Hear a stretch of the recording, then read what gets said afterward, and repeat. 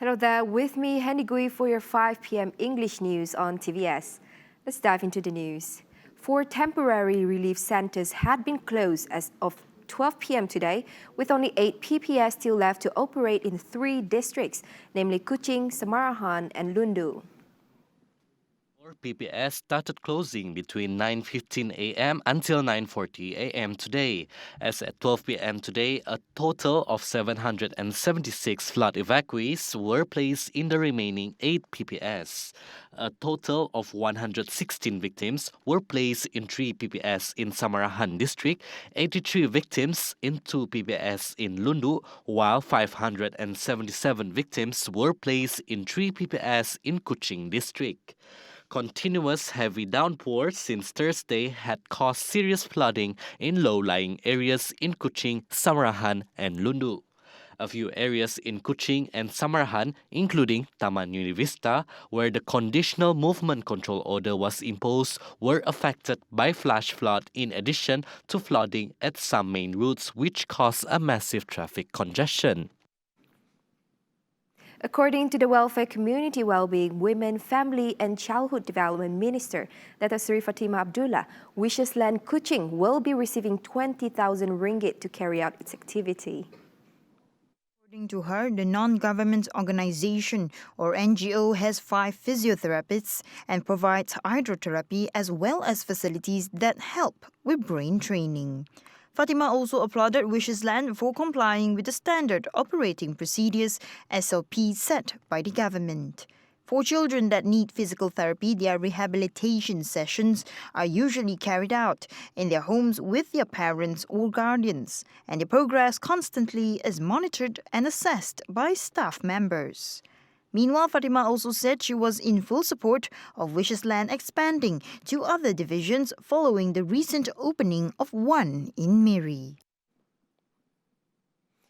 200,000 non-Sarawakians residing in the state are expected to be included in the COVID-19 vaccination program upon its rollout next week.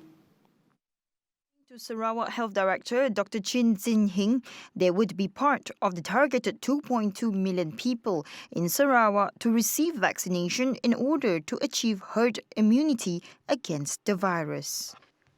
The vaccination program is expected to be launched on February 27 in Sarawak, and the state government aims to complete the program by August, about 5 months ahead of the national target. Deputy Chief Minister Dato' Amar Douglas Uga, who is SDMC chairman, told the press conference earlier that Sarawakians would not be forced to take part in the vaccination program.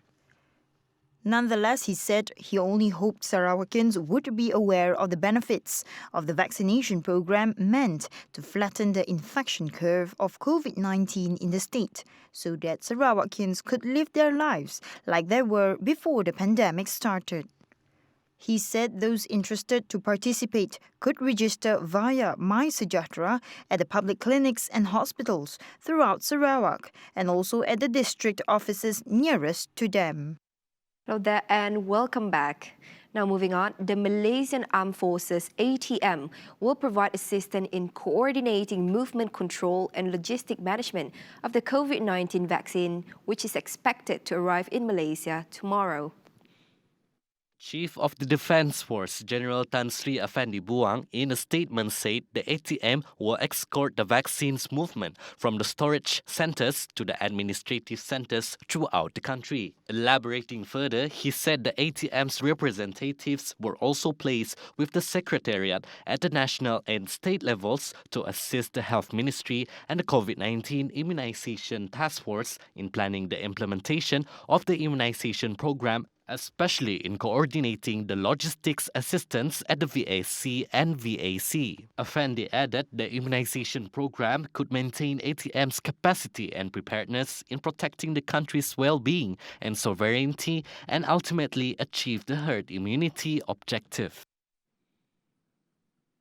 A total of 401,105 school candidates for the Sijil Pelajaran Malaysia SPM 2020 examination will be setting many firsts as they put pen to paper when it begins nationwide on Monday. Last year's Form 5 students had to go through the longest annual SPM class session due to the COVID-19 pandemic, which shoved them to the online lessons via applications such as Google Meet, Google Classroom, and Skype. 5 students had to go through the longest annual SPM class session, almost 14 months, but with the shortest face-to-face lessons, which is about 4 months.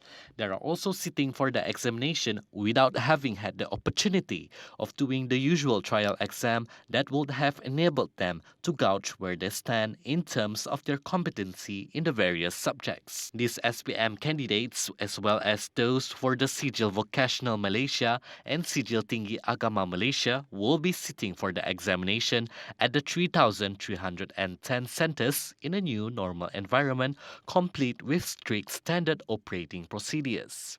The 48,014 invigilators ensure SOPs will be followed during the sessions. Preparation have been made for every candidate to be able to sit for the examination. All the students will be required to submit a completed health declaration form every day before they enter the examination hall, besides having their body temperature taken and wearing a face mask for the duration of the examination.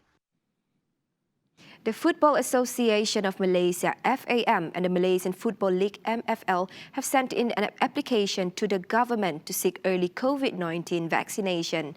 This will involve the 2,500 players and officials at the elite level to ensure that the Malaysian League (M-League) is sustainable. FAM President Datuk Hamidin Mohamad Amin said the initiative was taken following the discussions with the Ministry of Science, Technology and Innovation and the Health Ministry to get local players and officials to be vaccinated as soon as possible. He said in a video conference with the media today. Meanwhile, Malaysia is scheduled to receive its first shipment of COVID-19 vaccine from the Pfizer and BioNTech tomorrow. The rollout of the first phase of the national COVID-19 immunization program for frontliners and other priority groups is scheduled to take place from February 26. United FC Sarawak squad chooses to be centred in the Klang Valley area to face the Premier League competition of season 2021 after receiving Malaysian Football League approval. President of Sarawak Football Association, Datuk Posa Majais, said the decision was taken to prevent the visiting team to visit the state from understanding the compulsory quarantine measures for 14 days. According to Posa, the Sarawak government will not reduce restrictions in the near future because Kuching is still in the COVID-19 red zone area. Meanwhile, Assistant Head of Sarawak United FC coach Safri Amit informed that Sarawak United FC is now involved in implementing the training session even though it has to follow the standard operating procedures.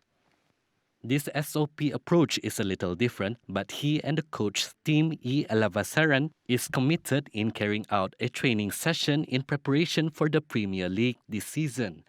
Additionally, the SOP, which has been outlined by the National Security Council for all training teams, will definitely train players to be more disciplined and adapt to the new normal.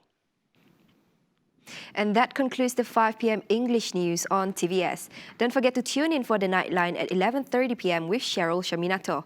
With that, I'm Henny Gui and have a pleasant day.